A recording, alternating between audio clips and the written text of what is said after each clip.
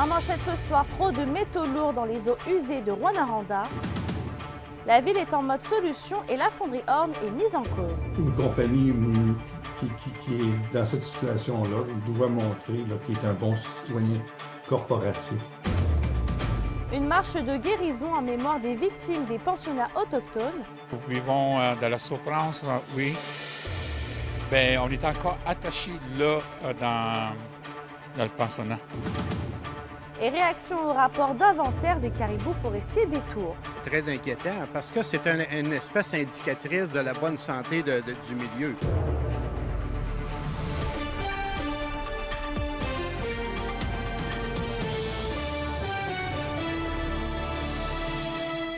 Bonsoir tout le monde. Nouvelle de dernière heure à Val-d'Or.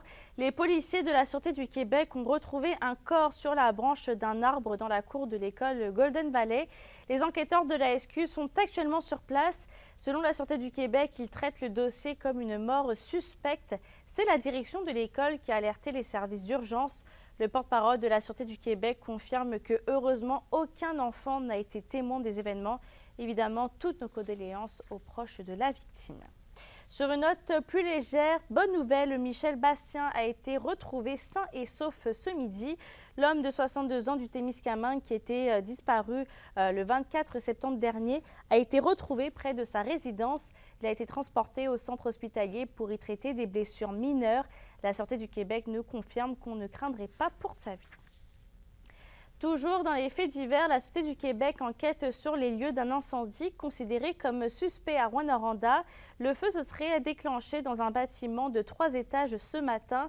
Le brasier qui a commencé dans les escaliers extérieurs a rapidement été maîtrisé. Aucun blessé et aucun décès n'a été rapporté. Une enquête est en cours pour éclaircir la situation. Toujours à Rouyn-Noranda, les eaux usées contiennent tellement de métaux lourds que les boues provenant des infrastructures d'épuration ne peuvent être recyclées. Et la ville cherche des solutions selon un rapport d'une firme environnementale dont le quotidien La Presse a mis la main, André Audet. En 2021, la ville de Rouyn-Noranda a demandé à la firme Viridis Environnement de trouver des pistes de solutions afin de valoriser la boue d'épuration en lien avec la contamination des eaux usées aux métaux lourds, notamment le cuivre, mais aussi le cadmium. Le rapport de la firme pointe en partie les activités humaines, notamment la présence d'industries. Et pour Marc Nantel du regroupement Vigilance Mine de l'Abitibi-Témiscamingue, eh bien, la fonderie Horn a sa part de responsabilité. Si on regarde les documents des autres bassins autour de la ville, on s'aperçoit là, que c'est vraiment le bassin qui est autour de la fonderie qui est vraiment, vraiment hors norme, tandis que les autres là, sont de catégorie 1, catégorie 2, donc qui sont traitables. Pour Maire au front, Rouyn-Noranda, la gestion de la boue d'épuration contaminée est une occasion de rappeler les enjeux autour des émissions de métaux lourds de la fonderie Horn. Une chose qui est sûre, c'est qu'à Rouyn-Noranda, on ne peut pas prétendre vivre dans un environnement qui est sain, là. Les sols, les terrains sur tout le périmètre urbain sont contaminés au-delà des normes québécoises. On sait que la faune, la flore est contaminée dans un rayon de 50 km. Dans l'article du quotidien La Presse, il est mentionné qu'en 2015, la ville a payé en moyenne plus de 350 $ la tonne de boue sèche contaminée afin de l'enfouir. Et pour Marc Nantel du regroupement Vigilance Mine de l'Abitibi-Témiscamingue, il est surprenant que ce soit les contribuables qui doivent payer cette opération. J'ai compté là, que ça coûtait à peu près, là, pour 2015, ils ont fait une gestion de ces bouts-là, ça a coûté à la population là, 550 000 $. C'est pas à la population d'assumer là, les coûts. Par courriel, la ville de Rouyn-Noranda mentionne que la contamination des boues municipales engendre forcément une complexité puisqu'elle restreint les possibilités de valorisation. Au moment de la préparation de ce reportage, la fonderie Horn ne nous avait pas encore fourni de déclaration. André Audet, RNC Nouvelles, Rouyn-Noranda. Et à la question du jour, on vous demandait, dans le secteur minier, trouvez-vous que votre municipalité gère adéquatement les eaux usées et la décontamination des sols? Vous avez répondu oui à 52 %. On reste à Rouyn-Noranda puisque le mouvement citoyen Maire au front sera présent ce soir au conseil de ville de Rouyn-Noranda. Un événement a été créé par le groupe afin de réitérer l'insatisfaction quant à l'autorisation ministérielle de la fonderie Orne du printemps dernier. Le tout s'inscrit dans un nouvel élan lancé par Maire Offrand, soit le projet Porte-Voix. Le mouvement citoyen se mobilise ce soir afin de souligner la stagnation dans les dossiers à Rouyn-Noranda. On convie les gens vraiment à venir exprimer leur mécontentement parce qu'on n'a pas été entendu une fois de plus. On était 900 dans la rue, on n'a pas été entendu. Puis ici, ce qu'on a besoin, dans le fond, c'est une réduction des émissions à la source. On a besoin que les normes soient respectées puis vraiment plus rapidement que ce qui est proposé. Plusieurs membres des communautés autochtones de la région entreprennent une marche pour la guérison à la mémoire des victimes des pensionnats autochtones. Elle est organisée dans le cadre de la journée de la vérité et de la réconciliation de samedi. Yoann Carrière nous en parle plus en détail. C'est avec leurs oreillers, leurs souliers de course et leur détermination que 24 membres des communautés autochtones de la région ont débuté un périple de 140 km lundi matin à Saint-Marc-de-Figuerie. Leur périple qui les mènera à Kitchissakik d'ici la fin de la semaine symbolise un retour à la maison en l'honneur des Autochtones décédés dans les pensionnats et de ceux qui n'ont pas encore surmonté ce qu'ils y ont vécu. Il y a plein d'enfants à l'époque du pensionnat tentaient de retourner chez eux. Ils se sont tout le temps rattrapés pour faire ramener par de l'aube ou les prêtres ou les sœurs là, pour ramener sur place au pensionnat. Puis certains enfants des peuples du Canada ou des États-Unis ont succombé dans le froid. C'est pour ça qu'aujourd'hui, intérieurement, nous vivons dans la souffrance, oui. Bien, on est encore attachés là dans le pensionnat. Les marcheurs vont voyager toute la semaine en s'arrêtant dans différents secteurs de Val-d'Or, dans la communauté de Lac-Simon et au lac d'Auzois. Jeffrey Papati s'attend d'ailleurs à une soirée spéciale pour la dernière nuit du voyage qui va se dérouler sur la plage Morin du lac d'Auzois. Moi, j'ai demandé pour qu'on puisse travailler ensemble, la cuisine ensemble, avant de se rendre à destination au lendemain. C'est ça que j'ai suggéré de faire avec les autres, parce que j'ai passé du temps avec tellement de kilomètres qu'on va faire. Pour le chef de Kitchissakik, Régis Pénossoué, cette marche envoie un fort message de résilience à la nouvelle génération. Il avoue éprouver beaucoup d'admiration pour ceux qui parviennent à surmonter la douleur de leur passé. C'est une démarche qui, pour moi, c'est quelque chose pour la guérison de nos membres. Ça ne touche pas juste les gens-là qui ont été impressionnants, mais ça touche aussi les générations qui ont suivi par après. Même si la majorité des marcheurs sont originaires de Kitchissakik, Jeffrey Papati tient également à souligner la contribution des autres communautés autochtones et des allochtones qui les soutiennent dans cet effort de guérison. Yoann Carrière, RNC Nouvelles, Val-d'Or.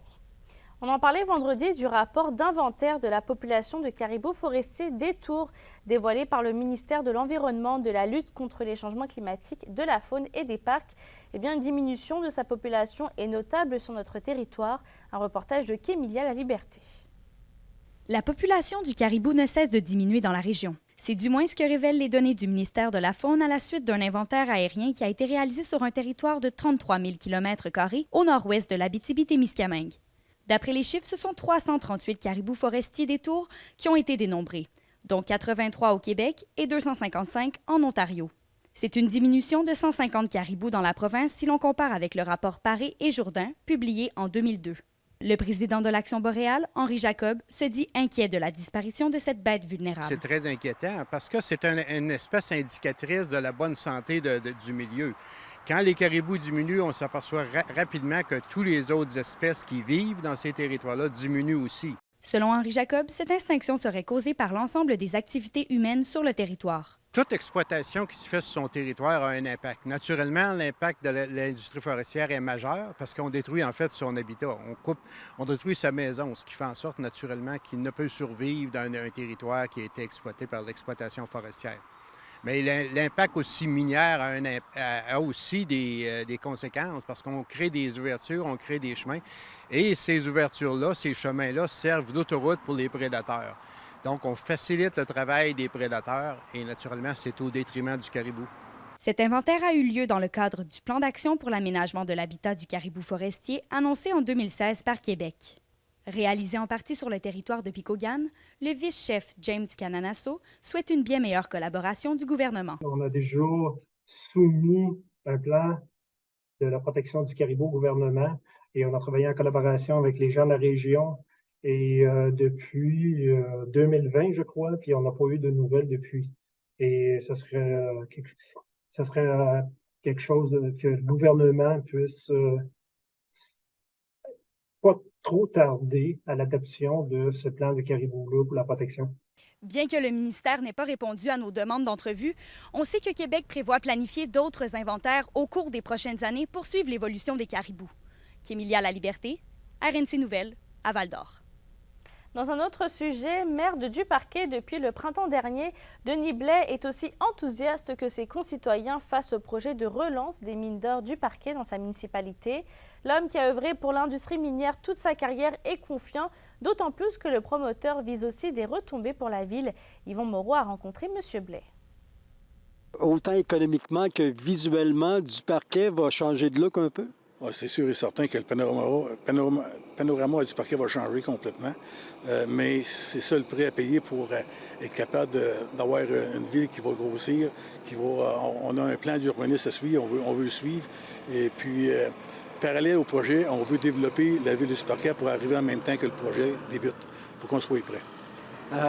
Au niveau des taxes foncières, là, ce qui rentre à Duparquet comme argent, c'est la nature, c'est le club de golf, c'est le camping, il y a quelques PME. Là, vous allez faire 4, 5, 10, peut-être 20 fois plus d'argent? Tant mieux pour la municipalité. Comme je disais, que c'est sûr et certain qu'il y a des retombées économiques très importantes, mais il y a des côtés négatifs aussi à ça, des répercussions négatives. Maintenant qu'on connaît le périmètre du projet, on va être en mesure de mesurer ces impacts-là pour nos citoyens et notre municipalité aussi. Et c'est pas gagné d'avance là, pour Mine d'or Duparquet, là, parce que vous vous connaissez un peu dans le monde minier. Ce qu'on vous dit, vous allez le peser, le pour et le contre. Là. Ah, c'est sûr et certain qu'on va analyser chaque approche pour être certain que les impacts sont minimes, plus minimes possible, puis maximiser les retombées économiques.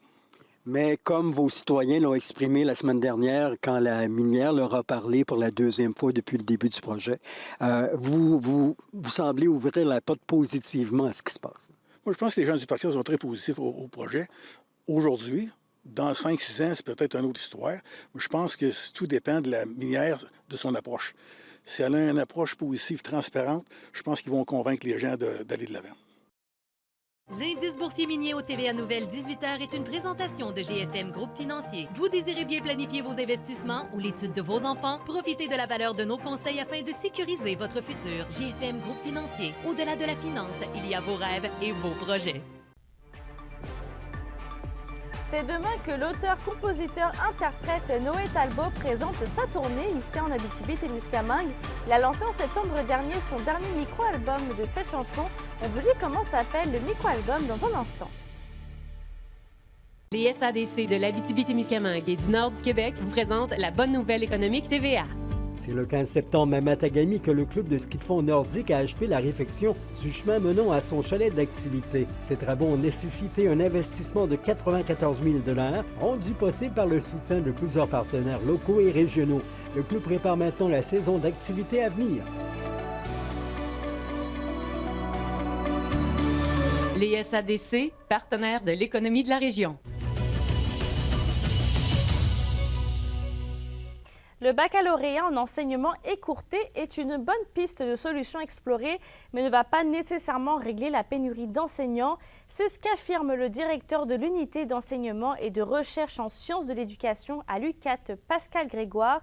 Selon lui, un stage 100% rémunéré pour la dernière année sera particulièrement intéressant pour les étudiants et étudiantes. Par contre, il y a plusieurs autres facteurs à considérer pour retenir la main-d'œuvre.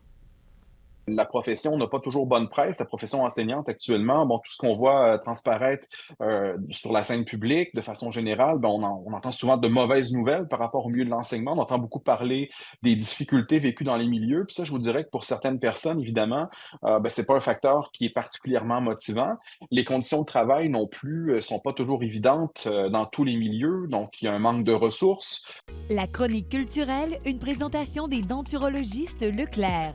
Bruno Leclerc à sa clinique de Lassar et Jasmin Leclerc à Amos conçoivent des prothèses dentaires partielles complètes ou sur implant de qualité et d'apparence naturelle qui vous permettront de parler, manger et sourire en toute confiance. Stéphanie, l'automne est arrivé en même temps qu'un artiste très apprécié ici qui sera de passage chez nous. Oui, et c'est demain qu'on reçoit l'auteur, compositeur, interprète Noé Talbot qui se fait un grand plaisir de venir nous présenter son dernier micro-album de 7 chansons qui a été sorti en septembre dernier et qui s'intitule « Avant que l'on se déteste », mesdames et messieurs, à la maison. Donc, si ça vous tente d'aller voir ça, je vous le dis tout de suite, on peut s'attendre à voir tout un spectacle demain. Il sera de passage à Matagami pour ensuite prendre la route à Lebel-sur-Quévillon. On a d'autres dates également, dont une à Lassar, une autre à Amos. Et il a très, très hâte de vous présenter son tout nouveau matériel à saveur folk. C'est un album qui parle de rupture, qui parle de l'espoir, de la beauté dans la rupture. Pas voir ça comme un échec. Je pense que c'est vraiment ça le message du EP. Donc juste être content d'avoir vécu des belles choses avec les gens. Puis je pense que ça se reflète dans l'atmosphère musicale des chansons, tout simplement. Ça m'a fait du bien. Puis j'espère, souvent on me dit que ça fait du bien aux gens qui viennent voir. Donc je vous conseille de venir voir pour voir si ça me fait du bien. Et Stéphanie, une auteure a lancé son nouveau livre pour bien stocker notre nourriture.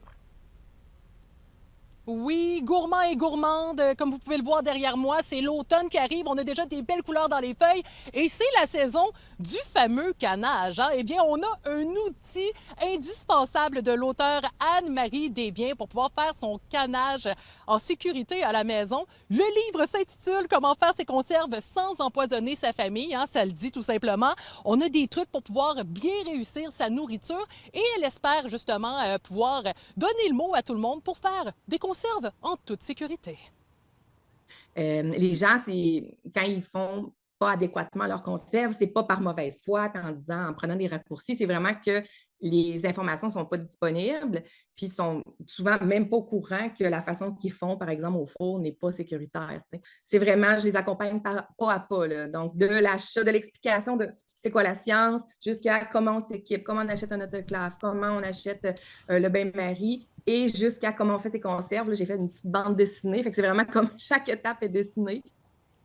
Et on ne pouvait pas passer à côté de cet événement-là. Écoute, on en a parlé toute la semaine dernière. Événement du nom de Ce sera une cathédrale. On a eu droit à plusieurs représentations ce week-end du côté d'Amos concernant la cathédrale Sainte-Thérèse d'Avila. Eh bien, c'est les productions du Raccourci qui ont fait en sorte que les 3 soirées ont été monumentales. On a eu le droit à avoir toute l'histoire sur la ville d'Amos et ceux et celles qui ont fait en sorte de pouvoir la mettre en lumière. Bref, l'organisation est vraiment très, très fière d'avoir pu présenter cette œuvre-là et d'avoir pu également accueillir le public en grand. Merci beaucoup d'avoir été là. Je pense que vous avez partagé quelque chose avec nous qui était unique. Ça ne se reproduira probablement pas. Et puis, c'était un bel hommage aussi à l'auteur Pierre Tremblay là, qui a une plume incroyable. Donc, on a travaillé ça pour vous, mais on a vraiment reçu beaucoup aussi de la part des spectateurs cette fin de semaine. Et petit rappel concernant les productions du Raccourci, pendant l'événement, on sortait un nouveau livre sur Amos vous raconte son histoire, volume 7, version jeunesse. Si ça vous tente de vous le procurer, c'est rendu que je bégaye, j'ai tellement hâte de me le lâcher moi-même. Eh bien, c'est disponible dans toutes les librairies près de chez vous. Bonne lecture! Merci Stéphanie! Les Foreurs et le Husky ont connu une fin de semaine à l'opposé. Val-d'Or a vaincu 2 fois Rwanda samedi et dimanche. On vous fait revivre les matchs après la pause.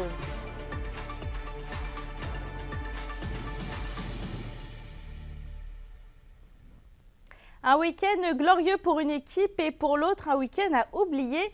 Les Foreurs et les Huskies étaient en action cette fin de semaine pour débuter la saison avec 2 duels de la 117. Le bilan des matchs avec Vincent Tremblay.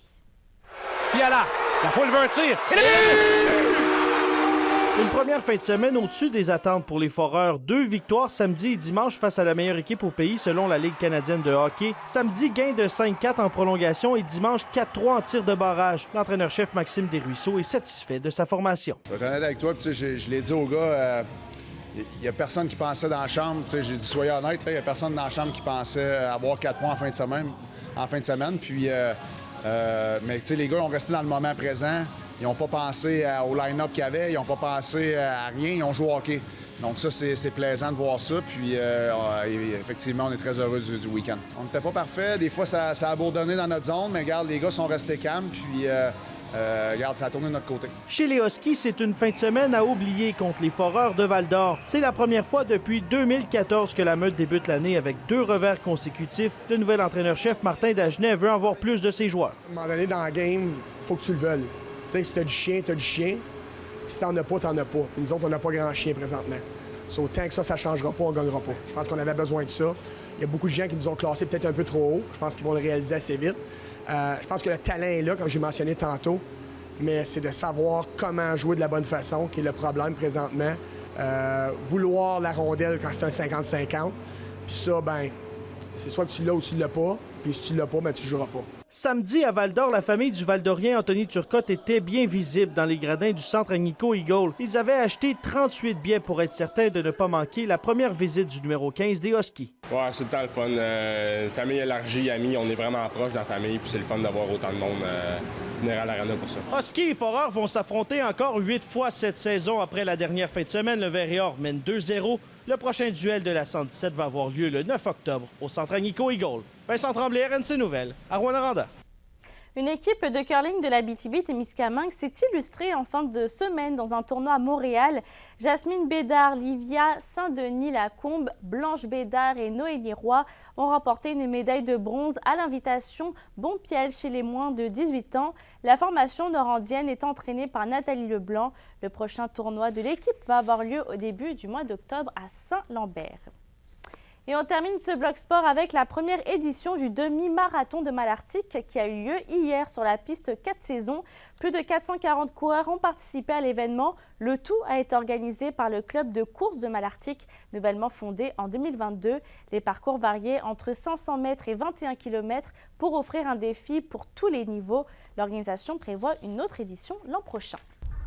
La météo, une présentation de Nicole Auto de la Sarre. Avec la plus grande variété de camions en région, Nicole Auto de la Sarre, capitale régionale du pick-up. Et à la météo, Stéphanie, on s'attend à avoir une semaine pleine sous le soleil. Oui, on commence ça en grand avec du beau gros soleil mur à mur pour toute la semaine en Abitibi-Témiscamingue et Haut-Témiscamingue également.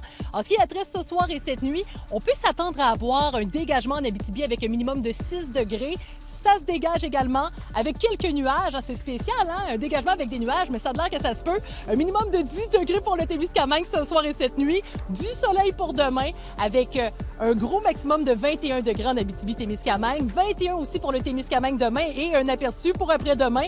Ça se passe toujours sous le soleil avec 21 degrés au nord, 22 degrés au sud. C'est le moment d'aller profiter des jolies couleurs qui se trouvent dans les arbres derrière moi. Merci Stéphanie.